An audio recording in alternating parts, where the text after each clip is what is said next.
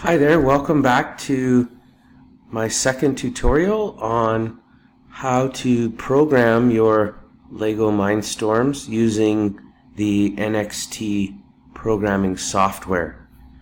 Just a quick review from our last video. So we have move blocks here. These move blocks can help us control how fast,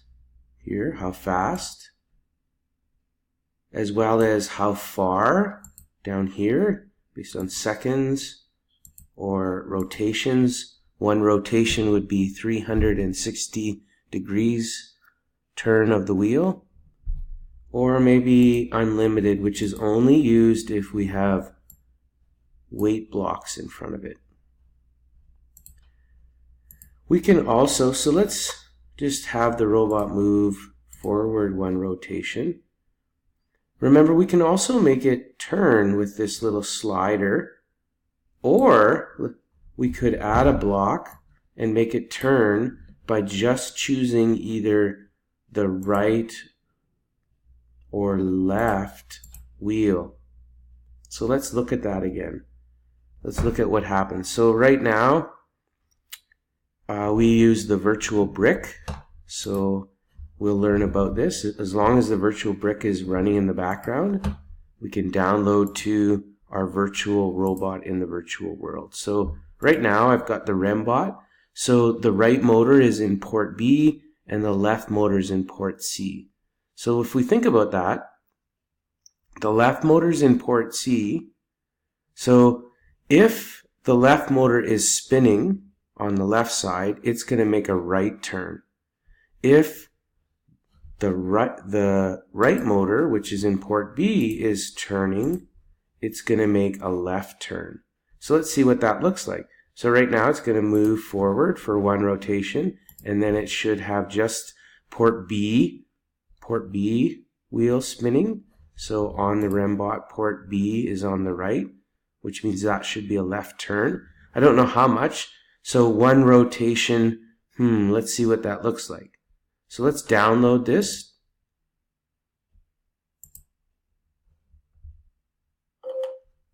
And let's go to our utility table, the huge table, and we'll say start activity. Let's zoom out a bit. So again, this should move forward one rotation and then make the following turn. Almost 90 degrees. Okay, not quite, a little bit more, maybe 1.2 rotations.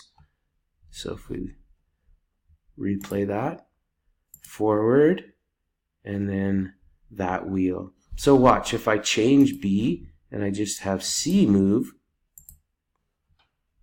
download that to my robot,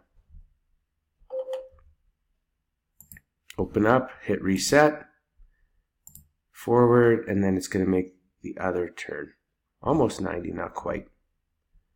So in our virtual world, we have little movement challenges. So for example, the labyrinth challenge.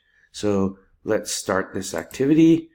What you're trying to do is make your robot move up, go this way, and then park itself in this little spot there. Park itself over there. So I need to figure out how many rotations to get to there, and then I need to make a left turn, and then forward, a right turn, and so on. So let's figure that out. Let's delete these. Delete. And I have a move block. Maybe I say move forward 5 seconds. And then I'm not going to add another block. Robot programming is all about testing your code first. The tendency for many students is to add like a whole bunch and work really hard like this and then try it and then download it. The issue with that is debugging.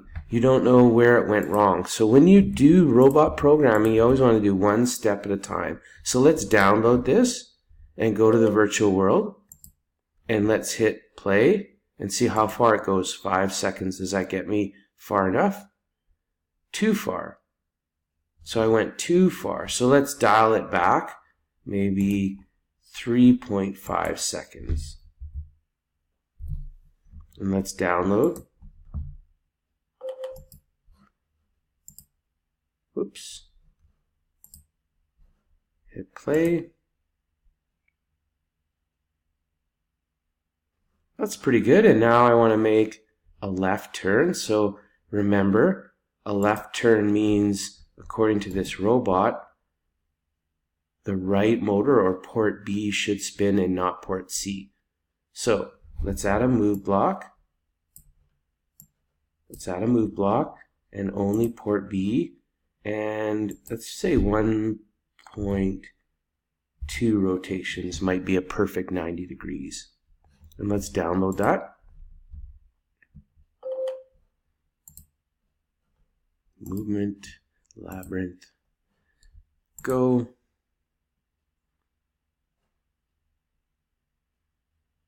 A little too far, so maybe one point, whoops, move block, maybe 1.1. Download, reset, forward,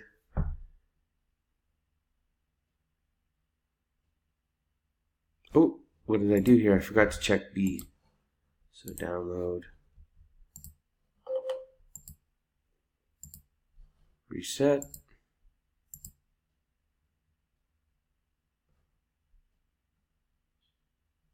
nice. Now maybe forward for 2 seconds.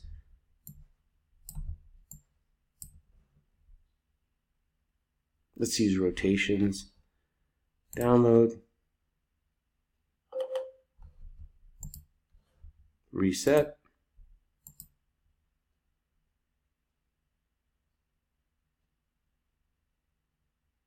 Oh, it has to go much farther than that. So this gives you a sense again as to how to review your turning and moving forward. One other thing I want to talk about, we already talked about weight blocks. So these are weight blocks. Weight blocks are often used for sensors. So if I put a weight block there, it's going to wait. But we need to have a move block in front that's unlimited. And then it's going to wait for this to be triggered or pressed in, and then it'll do something else. Another way, besides weight blocks, is these if blocks, or they're sometimes called switch blocks. So I could have the robot move forward, maybe 1 rotation. Then it's got this if statement. If the bumper's pressed in, maybe the robot stops. And then the bottom rung, the bottom part here says if it's not pressed in, maybe we have the robot move unlimited. Oops. So what this is saying is move forward 1 rotation right there. Then it's all about the touch sensor. If the touch sensor is ever triggered, stop. If it's never triggered, keep going unlimited. So we could download this to our robot. And then let's use the huge utility table to see how this works. So we want the huge table, start activity, and let's see.